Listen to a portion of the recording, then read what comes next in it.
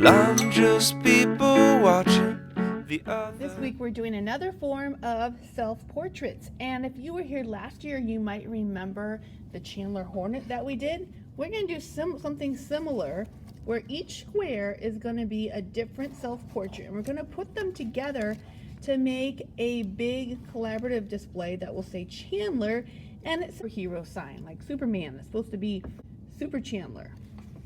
And so you're each going to design your own self-portrait, and you're going to be getting a set of colored pencils. ROA kids, I believe you should already have colored pencils. Your colored pencils you can take home, but again, add it to your supplies and keep them safe. What you're going to do first, I would suggest that you start with a pencil, and you're going to lightly sketch. Now, if you want to draw yourself as a superhero, that's fine. If you want to draw yourself with a mask on, that's fine.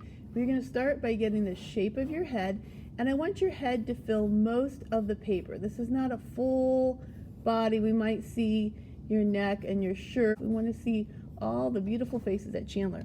Now I'm going to show you something. When we draw faces, it's called something called proportion, is how our faces are divided up. And if I divide it right down the middle and then right across here, my eyes, people's eyes are in the middle of their face. If you want to check this out, and your eyes are there. Now, if I go between the distance between my eyes and my chin, and I go about halfway, again, about, not exactly, my nose is going to come to the bottom. And if you're not sure how to do a nose, that's fine. Usually it kind of starts out and gets a little larger at the bottom, and just kind of make a little bit like a U shape. Now, one thing we have to remember is we don't have just one lip, we have two lips. So if your mouth is opening, you have a top and a bottom lip. You can have your expression however you want. And then when you think you have kind of your proportions, so in your ears, if your hair doesn't cover your ears goes from the line where your eyes to the bottom of your nose. Okay. Then when you have that, you can outline. I would outline with a black or brown.